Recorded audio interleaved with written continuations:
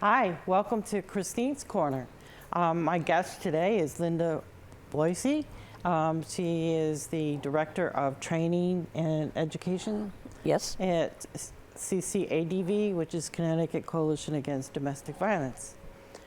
She always brings us the new laws or new programs. So what programs are you bringing us today? Well, I'm going to talk about some programs that I've been working on for a little bit of time now. But before I do this, I just want to talk about a couple of things. Sure. You know it is October. Yes, Domestic Violence Awareness Domestic Violence Awareness Month, so hence you see why I have the purple on. Mm-hmm. We've been, tomorrow is Purple Thursday. Oh, So I want to remind you to wear purple absolutely. I should have worn my in purple recognition today. of people who have lost their lives, who have gone on to survive domestic violence. It's a celebration of all of the individuals that we've worked with over the years. And once you do that, and I'm inviting your audience to do this as well, is take a picture of yourself wearing your purple, Okay. post it on your social media, and tag CCADV. Ah. So we'll be very interested to see how many people. We get people from all over the state with different purple outfits, and going from anywhere from just a simple purple blouse or a scarf to a whole suit in purple. So it's kind of a fun way to celebrate Domestic Violence Awareness Month. And I also wanted to tell you that we've been doing a series called Wisdom Wednesdays. Oh. We did our third one today. We talked a lot about economic security and economic justice. So if I have time today, after I start to talk about this project that I've been working on, I'll maybe spend a little bit of time talking about that. If not, you can always come by because it'll be recorded. It was recorded today, so we really want to make sure that when people are leaving, especially when they're leaving domestic violence situations, that they have the economic security and the stability that they need so that they can stay out of that relationship as well. I'm sure that's mostly or one of the reasons why they can't leave. They don't have it. Right, and or sometimes what happens is they can't leave the situation, or they get out of the situation for a little bit of time, and then they find themselves having potentially to go back to their abusive partner because they've run out of funds to take care of themselves. So we talked a little bit about that, and then what are some things that people can do to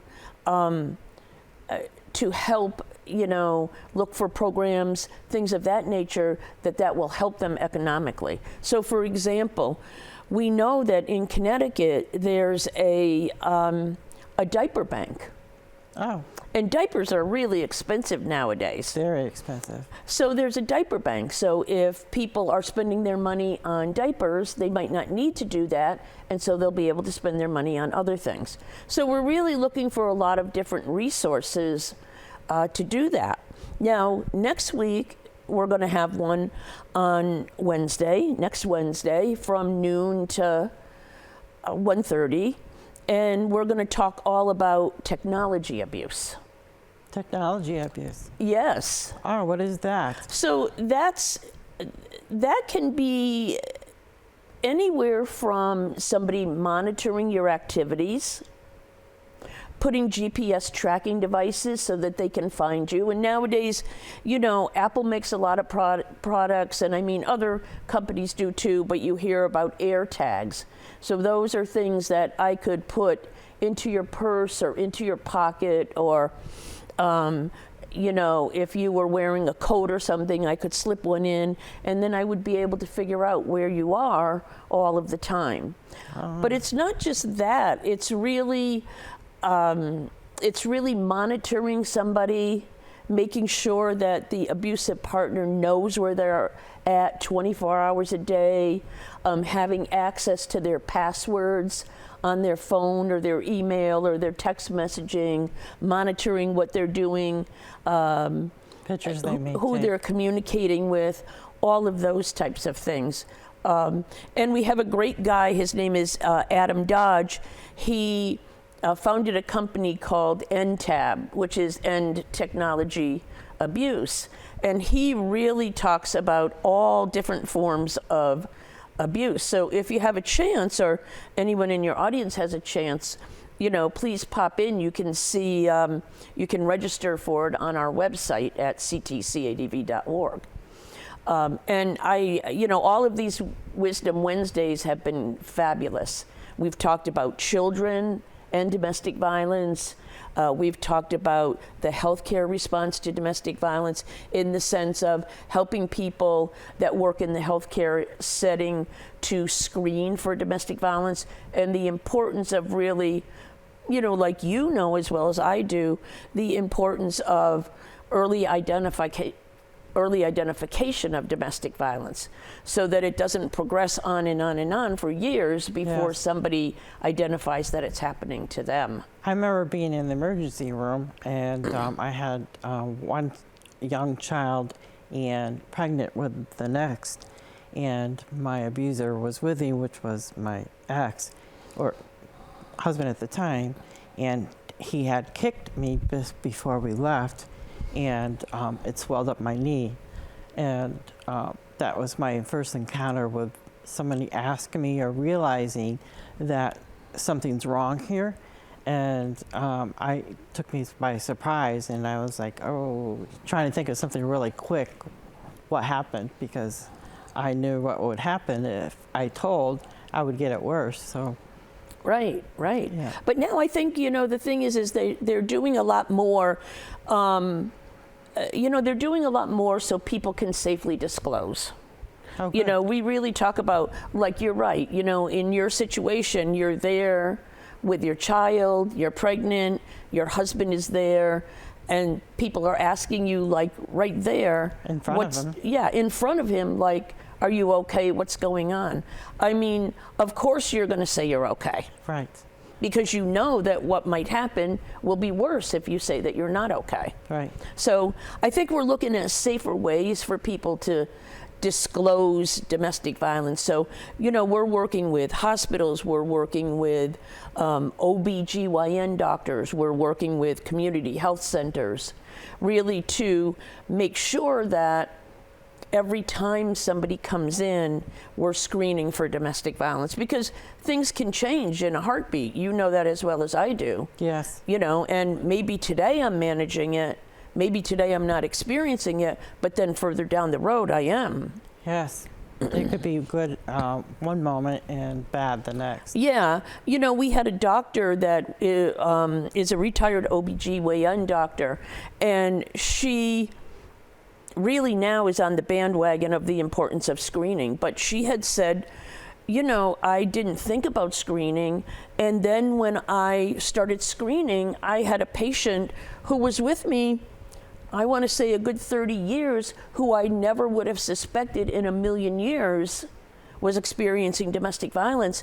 And then I started asking the questions, and she disclosed that she was in an abusive relationship. And the doctor thought, I wish that I hadn't waited so long to start thinking about screening for domestic violence. So, she said, had I done something 15 years ago, this woman's life might have been different. Yeah. But I always say to her, look, whether you screen today, or you thought to screen today, or you thought to screen 15 years ago, at least you're screening. Yeah. At least you're screening. And, at that particular point in time, I just had to say, you know what, kudos to you for screening, because everybody doesn't. Some don't. So you're doing it in an empathetic, understanding way. Yeah. And we're really saying, a lot of times now, it's not just that we're screening. And so, when we did this Wisdom Wednesday last week around the screening, it wasn't just about the screening, but it was about the importance of education. Yes. So we've kind of taken this approach, Christine, where what happens is that we are trying to educate everybody that comes through the doors and say, you know, maybe you need this, maybe you don't, but we just want to let you know that there are services out there. If you're being abused, we want to provide you with some education. And then if you choose to disclose, because disclosure oftentimes is not the goal is really to make sure that we're educating people about what can be done. Yeah, there's so many different kinds of abuse out there too, you just don't realize. Oh yeah, I mean, especially if you're not seeing bruises. Right. You know, if it's not obvious, if you're experiencing financial abuse, if you're experiencing verbal abuse, Emotional. Emotional abuse, anything like that, where it's not as obvious, it might not come across to people. Yeah. So. So we have maybe 12 minutes left. Do you want to talk about it? Yeah, so today but before I talk about this too. Sure. One other thing, you're going to notice this if you go through Hartford. Today, I was so fortunate to be able to go to a press conference held by the Lieutenant Governor, Susan Bisowitz. Oh, nice. What she did was she spoke with Governor Lamont, and at the Capitol today, for the first time ever, they raised the purple flag at the Capitol. Yay. In celebration of Domestic Violence Awareness Month. Yay. Yeah, so if you're going through Hartford and you see the Capitol, look out for a purple flag that's flying there. That's what it means. Yep, and that's really in celebration of Domestic Violence Awareness Month. Yahoo, good for them. So I do want to talk about this project that I've been working on for a couple of years now. It's called Team Up Connecticut. Okay. And with Team Up Connecticut, what we were really looking to do was engage youth and reach youth and to help them to develop healthy relationships, self-respect, self-control, things of that nature. So a couple of years ago, I had the opportunity to go out to San Francisco and get trained on a program called Coaching Boys into Men. So this program is really designed to go into school systems, and not just school systems, anywhere where you have youth athletes, probably I would say between anywhere from middle school up until university. So we have a bunch of partners now, so some of them are middle schools, lots of high schools. We're partnering with Hartford Athletic, who is, the soccer team in Hartford, the semi-pro soccer team in Hartford. Okay. And then Wesleyan University. Wow. All of these folks have participated in this program called Team Up Connecticut. So what do you do, or how do you help them? Yeah, so I want to just show you what I have here today, and I'll show the audience too. Yes. So I have these two sets of cards.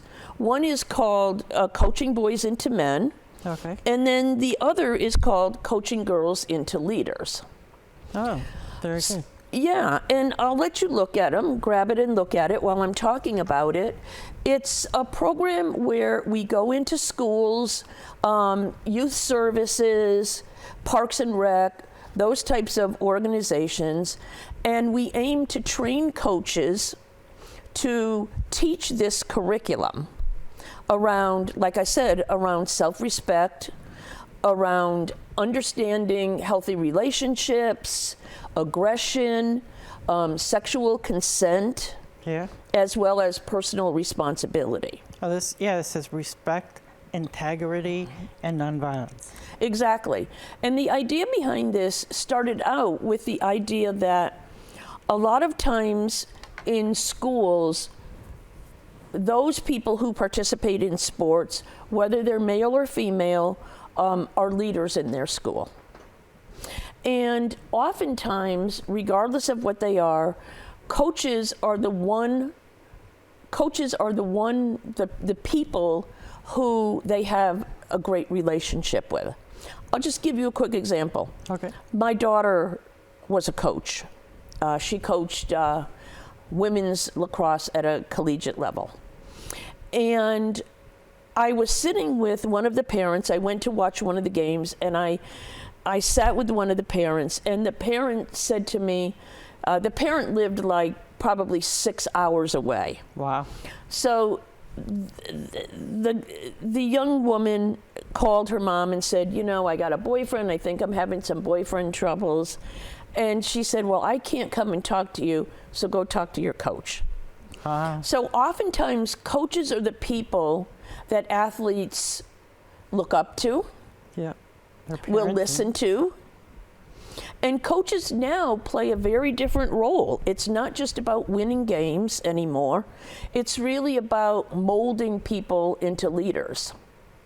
And so we took this curriculum. You have the boys' version there, and I have the girls' version, coaching girls into leaders. And what we did was these are packaged up into 12 sessions. So there's 12 learning sessions. One, of course, is preseason. One, of course, is wrapping up. But you go through all of these sessions and you teach a lesson. But we don't want to take all of the students, athletes, off the playing field. We don't want to take away time for them to practice. So these short lessons are designed to be implemented in 15-minute segments. Okay. So what they do is they gather up the kids, they talk about something. So they may start out with, you know, I just want to let you know that we're going to be going through a program. It's going to be very positive for you. And we're going to talk about healthy relationships. We're going to talk about consent. We're going to talk about aggressive versus harmful behavior. We're talking about personal accountability, things of that nature. And a lot of that is what we talk to the boys about. When we're talking to the girls, it's a little bit different. We're still talking about personal responsibility. We're still talking about aggression versus harmful behavior, especially in sports, because you want your athlete to be aggressive out on the field or the court or wherever they're playing. But there becomes a time where aggression can turn into harmful behavior. So we want to make sure that people understand what the boundaries are. When we talk to girls, we're talking to them a little bit about developing confidence. So we have one entitled The Confidence Code, where we really talk about developing relationships with your peers. And both of them are a lot about those stewardship and developing relationships, so that other people close to you are not your competition, they're your teammates. They're people that, you know, that you want to care about. They're people that you want to protect. And then with the girls, we also talk a lot about developing resilience too. It sounds like a really great program. Yeah, I'm very, very excited about it. And I have a wonderful young man named Miguel Rios who is working with me. So we have a lot of partners on this. Like I mentioned to you before, we have Hartford Athletic, we have Wesleyan University, and then we have high schools throughout the area. We're just finishing up doing, providing this information to most of Hartford Public Schools. We're making our way Berlin, New Britain, Enfield we've done it with, Suffield. So we have been concentrating a lot of our efforts as of recent to kind of north central Connecticut. And now we're going to start moving down this way, you know, to towns in which your viewers live in. Yeah, that's you're spreading out. Yeah, we're really spreading out. And, you know, what I did want to say to you, too, is like before I mentioned, it was developed for athletes in mind, you know, trying to teach athletes, looking to them as leaders. But there's lots of other activities that kids engage in where I can see this. You know, maybe as opposed to talking about it as a team, you talk about it as a group. So if you're in school and you have other groups, if you're in Parks and Rec and you play sports with Parks and Rec, that's another area in which you can really hone in on. That's must be really good, because I'm sure whatever question or answers or you they're expecting, and they're hearing that you're not the only one that thinks of this or wants to know Yeah, exactly. what happens when this happens. Yeah, and I think, you know, the beauty about it is that when we're training people to participate in it, so it's for coaches and mentors of kids, that we teach them, use some of your personal experience. So the young man that I work with, Miguel, he also has played sports. You know, before he came to CCADV, he worked in a school system, so he worked with high-risk kids. And then he also plays sports. He's coached sports. So he can come in and say, hey, I've been where you've been. Yes. You know? I have the experience. I know what it's like to be a part of a team. I know what it's like to get frustrated sometimes with your teammates if you think that they're not performing as well as you think they were. Or sometimes you can get down on yourself because you didn't perform as well as you could. So he does a lot of it. You know, sometimes we have situations where coaches are really, they're too busy. You know, they've got a lot going on because a lot of coaches, especially in school systems, they also teach. And, you know, so they are trying to manage their teaching responsibilities, their coaching responsibilities. So we also say, you know, Miguel will go in. We have a couple of female facilitators too. They'll go in. You know, I have some folks that I work with that all have sports backgrounds. You know, at one point they coached, at one point they played sports, so they can relate to this. So they're happy to implement the program as well. That's to good, go in and work with the coaches. Yeah, the coaches aren't getting burnt out with all. Yeah, and especially, you know, still, in a way, I'd like to think we're beyond COVID, but I mean, certainly, you know, COVID had its challenges, you know, especially for people in school systems where they were trying to adjust to a hybrid, and then kids weren't interacting with other kids, coming back, you know, just all of the challenges of that. And I think still we'll see there may be some challenges. And I know that, you know, when I speak with my colleague Miguel about it, sometimes what's also happening, which can be a deterrent, is that there's a lack of teachers and a lack of coaches. So he's more than happy to go in and to start talking about some of these things. That's great. You need people like that. Yeah. And so it's nice because it's kind of like three pieces. You know, I have the girls' version here, but, you know, when we're looking through it and we're doing it, it really gives you a play-by-play. It is a playbook. It's a play-by-play that says, like this one, this is going to be personal responsibility. So it tells the coaches right here, this is what we're going to help athletes with. Here's a little warm-up. So you start and you say things like, well, last week we went over some of the things I expect you to be responsible for as a teammate. Now today we're going to talk about personal responsibility. And then it gives them a number of questions that they can ask their students. You know, what does it feel? What does it mean to be responsible for your actions? What does it mean to hold yourself accountable? How do you hold yourself personally accountable? And so what happens is it really gets the kids thinking about, oh, how do I hold myself accountable? How do I hold my teammates accountable? How do I support my teammates? Right. You know? Yeah, this one says time out and locker room talk. Yep, exactly. Right, locker room Yep, talk. so there's a lot of different pieces to this. And of course, you know, if anybody's out there and they're interested, they can contact us if they're interested in pursuing this, you know, even if they have a group or a small sports team or anything like that, they can contact us at teamup@ctcadv. They can email us and we'll respond almost immediately. Well, thank you for coming and give us all this information. Sorry we can't keep on talking. I would love to hear more. You'll have to come back, please. Definitely. And thank you for coming. Love you.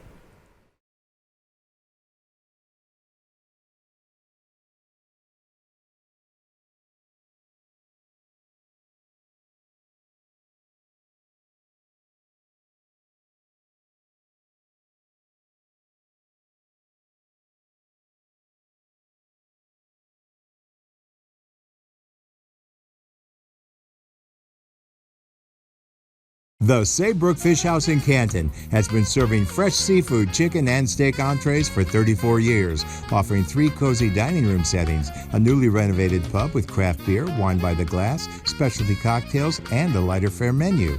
Open for lunch and dinner 7 days a week. Reservations accepted for parties of 2 to 42, and gift certificates are also available.